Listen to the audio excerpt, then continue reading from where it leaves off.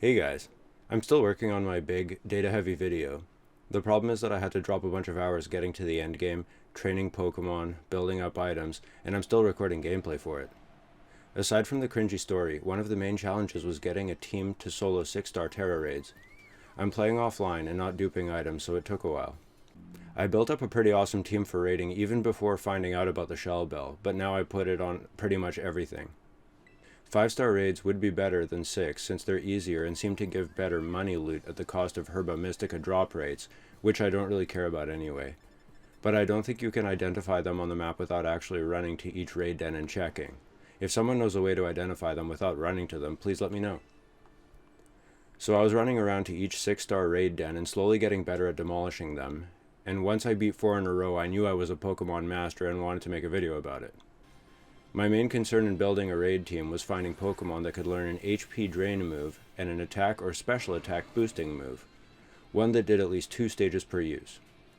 I had a Shell Bell on my belly drum Azumarill for days, but never actually used it since the 6-star dens weren't spawning Pokemon types that were weak to water without some complicating Tera type.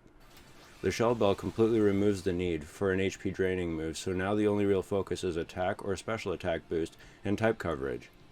I did a bunch of research looking through lists of which Pokemon can learn which attack boosting moves and HP draining moves, so my raid team staggers heavily towards HP draining even before the Shell Bell.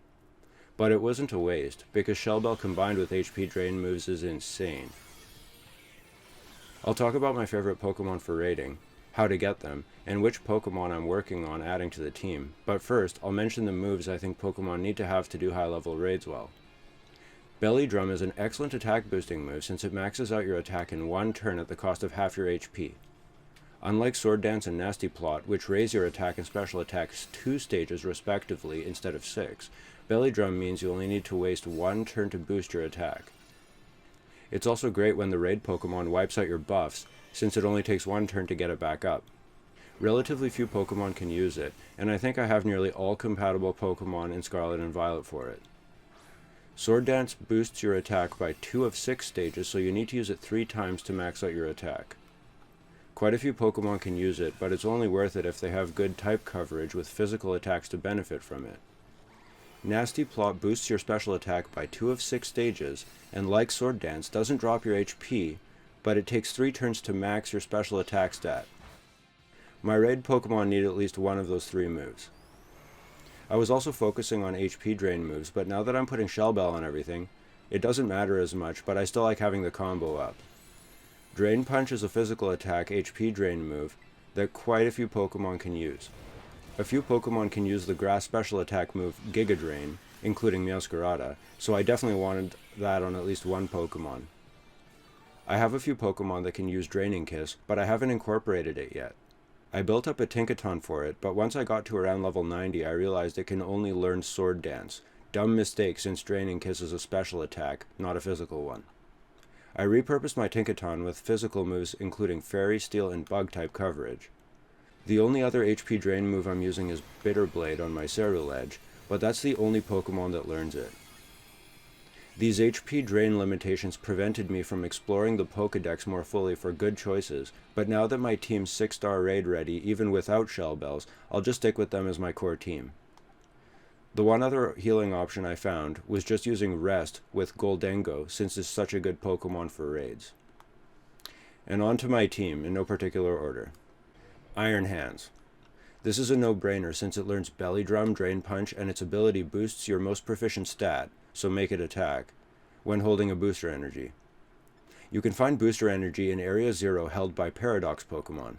Since they all have this ability, just keep encountering Paradox Pokemon until one uses the ability at the start of battle, so you know it's holding a booster energy, and capture it or steal the item. Iron Hands used to be one of my strongest Pokemon for raids, but now it's one of my weakest. I put a Shell Bell on it too, instead of the booster energy, since that makes all of its moves restore HP, not just fighting. It gives fighting and electric stab coverage. Next is Azumarill. You can teach it Belly Drum from a Pokemon that knows it by giving the Azumarill a Mirror Herb and putting the 2 Pokemon in a picnic for a few minutes. Make sure to get an Azumarill with huge power ability, since that doubles the Pokemon's attack stat. I'm using Water Fairy and fighting moves now, but I could give it better moves, I just haven't found the need to yet. I'll get around to giving my team better type coverage at some point. Azumarill is one of my strongest right now. You can find Azurill and Marill everywhere and just evolve it. It gives water and fairy stab coverage. Next is Ceruledge. I've loved this Pokemon since I first saw it, and I didn't know it would carry me into the endgame. It learns Sword Dance and Bitter Blade on its own, so all you need to do is level it and give it a Shell Bell.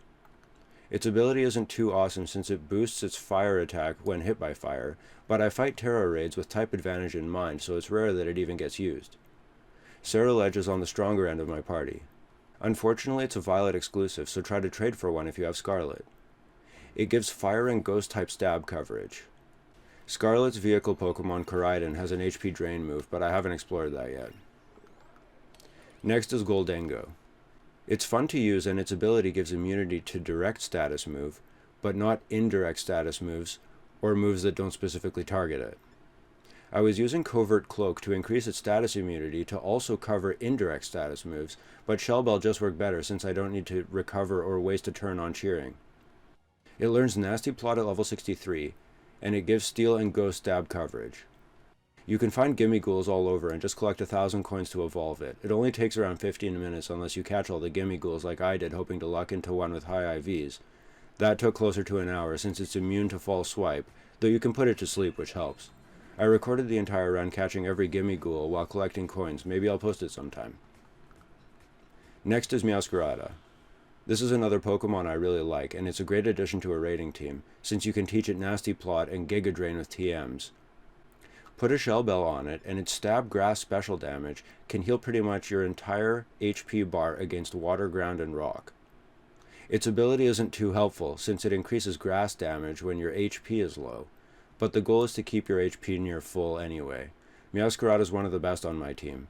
It gives grass and dark stab advantage. Next is Lucario. It's one of my earliest 6-star raid victories, and now it's even better with the Shell Bell. It learns Sword Dance at level 40, and you can teach it Drain Punch with TMs. It can also learn Nasty Plot, but I haven't looked into Special Attack Lucario yet. Its abilities aren't particularly amazing since they boost it after flinching, and its hidden ability boosts its attack stat when hit by dark attacks. I'm not using it as much now, but maybe I will after giving it some better moves. It gives Steel and Fighting type stab coverage. Next is Gallade. I haven't really used it for raids much since I focused on my other Pokemon, but I've always had it in my team since it's one of the best catchers in the game. It learns Sword Dance at level 35, and you can teach it Drain Punch with TMs. Its abilities mostly aren't amazing, just more stat boosts with flinching or preventing flinching, but sharpness could be good since it increases the damage of slicing moves, but I haven't looked into it yet. It gives Psychic and Fighting type stab coverage, and you can get it by using a Dawnstone on a male Kirlia before level 30, because that's when it'll evolve into a Gardevoir. There's 3 other Pokemon I'm messing around with, Tinkaton, Satitan, and Slowking. I spent a bunch of time leveling Tinkaton hoping it would give good fairy HP drain, but you can teach it Sword Dance, not Nasty Plot, so I might try to repurpose it as an attacker. It gives Steel and Fairy type stab coverage. Its abilities mostly aren't amazing, but its hidden ability is Pickpocket, and I'm wondering if Tera Pokemon might hold items. Satitan is another Pokemon that can use Belly Drum, but you need to breed it. Get a male Zangoose around here, they're somewhat common around the cliffs, and a female Citadel on the snowy mountain. Eat something with egg power, set up a sexy picnic for them, and collect the eggs. Its thick fat ability could be helpful, but only boosts stats when taking fire or ice type damage. I'm much more interested in its hidden ability, Sheer Force. That boosts its attacks at the cost of removing secondary effects from them. So Blizzard won't freeze an opponent anymore, but its power is increased. I haven't gotten to use Satitan yet since I'm still leveling it, but I'm excited to see how good it is. It gives Ice type coverage. Finally, I haven't really considered using a Slowking, but I got a female one in a 6-star raid, so it has high IVs. It learns Nasty Plot without TMs, you can teach it Drain Punch with TMs, and you can teach it Belly Drum through egg moves, so I'm definitely going to mess around with that one too. It gives Water and Psychic stab coverage. There's still type advantages I need to cover, but this team has been great so far. and I've been demolishing 6-star raids instead of just beating them sometimes. Unfortunately, this process has been slow since I don't have access to all the loot 7-star Zards offer, but 6-star raids are super easy now. To unlock 6-star raids, you need to beat the game, challenge the gym leaders again, do the first round of the Ace Academy tournament, and you'll be sent off to fight 5-star raids. They're a pain to find because you need to check each raid den. Use this time to build up your raid team. You can EV train your Pokemon's attack by battling Shinxes just east of Messagoza, your HP by battling Chanseys, which is a good opportunity to boost your experience a bit at the same time, and your special attack by battling Golducks. If you need to reduce some of your EVs to make space for attack or special attack and HP, I suggest eating herbs that reduce the attack type that you won't be using if possible. They aren't the easiest to find, but you can luck out finding them at the Porto Marinata auction in bulk. Each herb reduces your EVs by 10, and training EVs gives you 8 from the training item you're using, which you can buy from the Delibird presents in Messagoza, Levincia, and Cascarafa, plus whatever EVs the Pokemon gives you. It takes around 30 fights to max out an EV. You can see your Pokemon's EVs by looking at the summary page of your party, going to Moves and Stats, and pressing the L button. You can max out 2 stats with EVs, and the remaining few can be placed wherever. You can also slowly build up your bottle cap stash through level 5 and 6 raids, and also purchase them for 20k each from Delibird presents after beating the 6th gym, and those are used to hyper-train your Pokemon by artificially maxing out one of its IVs. Another hidden stat like EVs.